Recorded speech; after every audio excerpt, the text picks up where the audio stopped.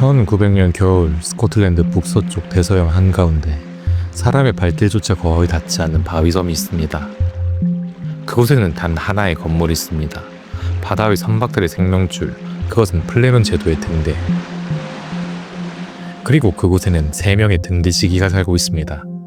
그런데 어느 날 밤, 항상 켜져 있어야 할 등대 불빛이 갑자기 사라집니다. 그리고 열흘 뒤 구조팀이 섬에 도착했을 때 세 남자는 사라져 있었습니다. 싸움 흔적도 없었고 시신도 없었고 탈출 흔적도 없었습니다. 단 하나 남아있던 단서는 걸려있던 외투 한 벌. 도대체 그날 밤 플래넌 제도에서는 무슨 일이 있었던 걸까요? 스코틀랜드 서쪽 해안에서 약 32km 떨어진 곳, 북대서양의 거친 파도 속이 솟아오른 7개의 바위 덩어리. 사람들은 이곳을 플래넌 제도라고 부릅니다. 그중 가장 큰 섬인 에일론 모어. 이곳은 나무 한 그루 제대로 자라지 못하는 척박한 땅입니다. 오직 이끼와 바위, 그리고 굶주린 바다새들만이 주인이죠. 하지만 1900년 당시 이 고립된 섬에는 인간이 만든 가장 거대한 구조물이 하나 서 있었습니다. 바로 배들의 길잡이가 되어준 플래넌 제도 등대입니다. 이곳에 배치된 3명의 등대지기가 있습니다. 제임스 투카트, 43세, 가장 경험이 많은 책임자였습니다. 아내와 5 아이를 둔 성실한 가장이었죠. 두 번째로는 토마스 마샬, 28세, 제2 등대지기였습니다. 젊고 활기찬 청년이었죠. 그리고 마지막으로 도널드 메가더 40세, 퇴역구인 출신의 베테랑이었습니다. 그는 거친 바다에서 잔뼈가 굵은 그 어떤 상황에서도 눈 하나 깜빡이지 않는 강인한 사내였습니다. 이들은 단순한 노동자가 아니었습니다. 수천 톤의 화물을 실은 상선들이 암초에 걸려 수정되지 않도록 밤마다 14만 칸델라의 강력한 빛을 쏘아 올리는 생명의 파수꾼들이었습니다. 겨울의 북대서양은 지옥과 같습니다. 집어삼킬 듯한 파도가 40m 높이의 절벽 위까지 튀어오르고 소금기 섞인 바람은 피부를 찢는 듯하죠. 그 고독한 요새 속에서 그들은 정해진 매뉴얼에 따라 등불을 닦고 기름을 채우며 하루하루를 기록했습니다. 1900년 12월 15일까지는 말입니다. 1900년 12월 15일 밤, 필라델피아에서 오던 화물선 아초호가 플래넌 제도 인근을 통과하고 있었습니다. 항해사는 당연히 보일 거라 믿었던 플래넌의 빛을 찾았습니다. 하지만 아무것도 없었습니다. 칠흑 같은 어둠뿐이었죠. 아초호의 선원들은 기록했습니다. 하지만 그들은 그저 기상 악화로 인한 일시적 고장이라고 생각했습니다. 누구도 상상하지 못했습니다. 그 등대 안에서 어떤 끔찍한 일이 벌어지고 있었는지를요. 사고 소식은 육지로 곧장 전달되진 않았습니다. 당시엔 무전기가 없었으니까요. 그리고 며칠 뒤 크리스마스 다음 날인 12월 26일, 정기 교류와 보급품 전달을 위해 보급선 헤스페루스호가 섬에 도착합니다.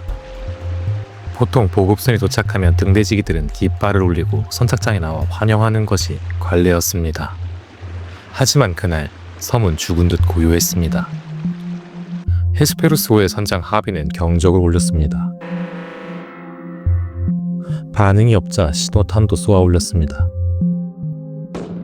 역시 아무런 움직임이 없습니다. 불길한 예감이 선원들을 엄습했습니다. 보조 등대지기였던 조셉 무어가 작은 보토를 타고 홀로 섬에 상륙합니다.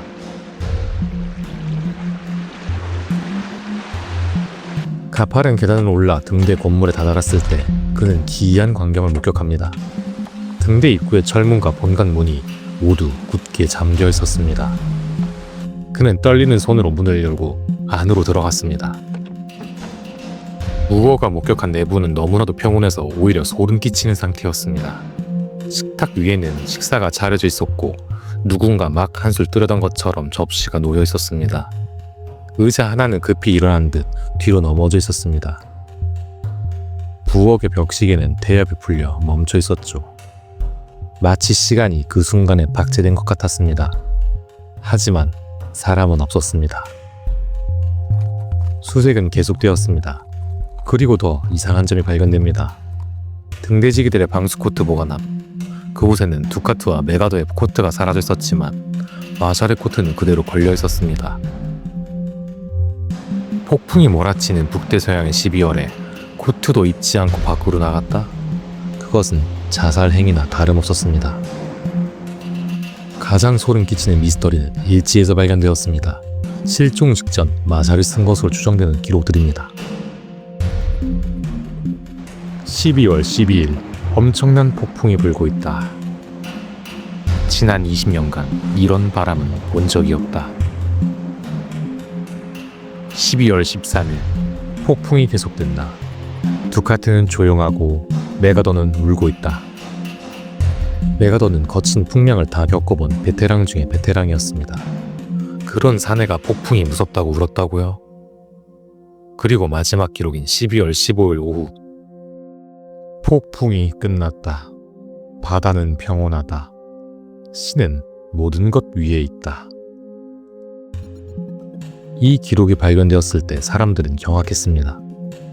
인근 기상 관측소의 기록에 따르면 12월 15일부터 15일 사이에 플래넌 제도 근처에는 폭풍이 전혀 없었기 때문입니다. 바다는 아주 잔잔했습니다. 그렇다면 마샬은 존재하지도 않는 폭풍을 보며 일지를 쓴 것일까요? 아니면 그들은 덮친 것이 자연적인 폭풍이 아니라 다른 무엇이었을까요? 섬의 서쪽 선착장을 수색하던 선원들은 믿기 힘든 광경을 목격합니다. 해수면에서 무려 30m 높이에 있는 철제 난관이 종이창처럼 구겨져 있었습니다. 거대한 바위는 원래 자리에서 밀려나 있었습니다. 이것은 엄청난 물리적인 힘이 섬에 강타했음을 의미했습니다. 하지만 등대 내부는 너무나 깨끗했습니다. 만약 그 정도의 파도가 섬을 덮쳤다면 등대 안으로 물이 들이덕쳐야 정상입니다. 세 사람은 도대체 어디로 간 것일까요?